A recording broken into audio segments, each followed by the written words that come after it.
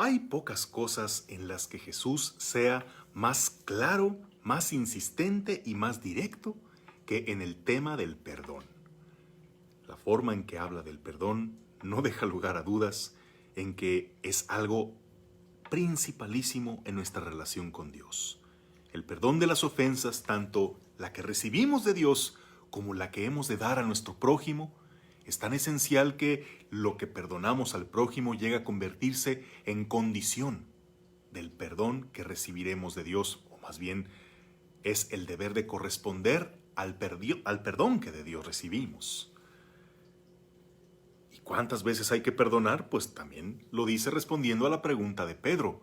No te digo que hasta 7 veces, sino hasta 70 veces 7. Si perdonar 7 veces ya sonaba muchísimo, pues el Señor le multiplica, haciéndole ver que el perdón es algo que se ha de dar ilimitadamente. Y hay gente que piensa que cumple este precepto porque siempre perdona, porque sufre abuso tras abuso y en nombre de Dios todo lo deja en sus manos, se aguanta, se calla y supone que está perdonando, pero curiosamente eso no significa perdón. Una cosa es perdonar y otra cosa es solo tolerar, callar, permitir atropellos que te pisoteen. Y cuando eso es fruto de la cobardía, entonces eso no es un verdadero perdón. Lo único que estás haciendo es no saberte defender e ir acumulando un rencor que tarde o temprano o te va a amargar o va a explotar. Tenemos que entender que no basta con perdonar siempre. Hay que perdonar bien y no llamarle perdón a lo que no lo es. ¿Cómo qué cosas no son auténtico perdón? Primero, perdonar no es olvidar, así en el sentido de tener una laguna mental y no hallar en la memoria esa ofensa que nos hicieron. Perdonar es recordar, pero sin que el recuerdo de aquel suceso doloroso suscite otra vez esa amargura, ese sentimiento de venganza, cuando ese dolor se ha asimilado como parte de una historia con la que nos hemos reconciliado. Perdonar no es disculpar. A alguien se le da una disculpa cuando se reconoce que no tuvo culpa, cuando lo que sucedió fue por ignorancia, fue por descuido, que no tuvo ninguna intención mala hacia nosotros. Ahí uno disculpa.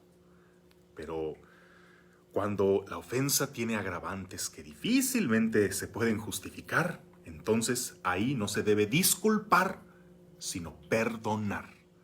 El perdón es algo que se dona, que se tiene que regalar incluso al que no lo merece. Tercero, perdonar no es exigir restitución del daño. No puedes condicionar a que te perdono, pero sí, o cuando tú hagas esto o aquello. Eso no es perdón, eso significa retribución, estricta justicia y no.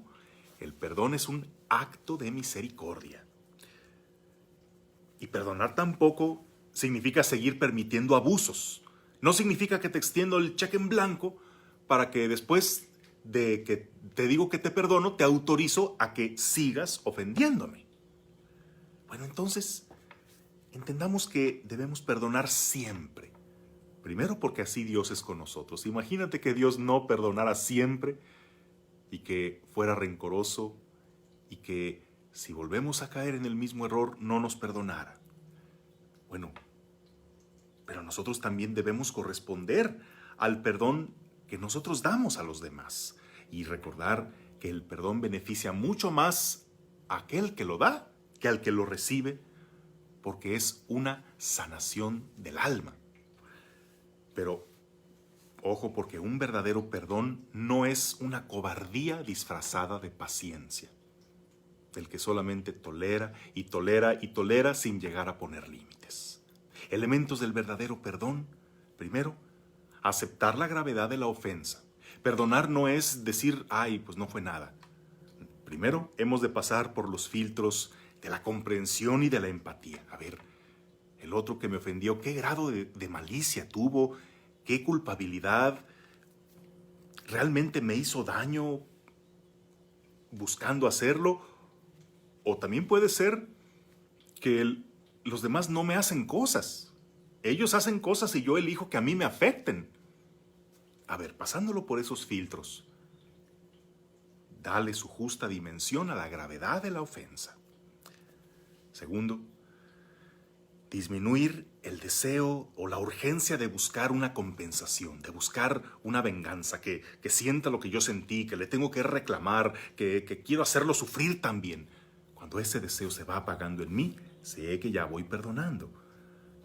Tercero, cuando ya voy deseando tener un acercamiento, cuando voy superando ese rechazo que me provoca la otra persona y empiezo a tomar la iniciativa de que se dé un encuentro, un acercamiento, que al menos se empiece a disolver esa barrera que nos separa.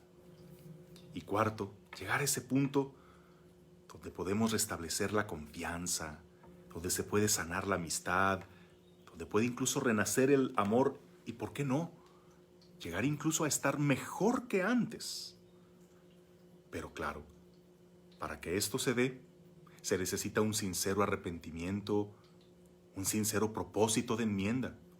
Cuando no lo hay, y aquellos a quienes decimos perdonar siguen sin respetarnos, muy bien, el perdón hay que darlo, sí, pero los límites también. Una cosa es el perdón que les damos y otra cosa es que podamos restablecer nuestra confianza a quien no la valora, a quien va a seguirnos lastimando. Por eso recuerda, no basta con perdonar siempre, hay que perdonar bien, para que el perdón sea una verdadera sanación de nuestras heridas y no solo una acumulación de rencor. Que tengas un bendecido día, en el nombre del Padre, y del Hijo, y del Espíritu Santo.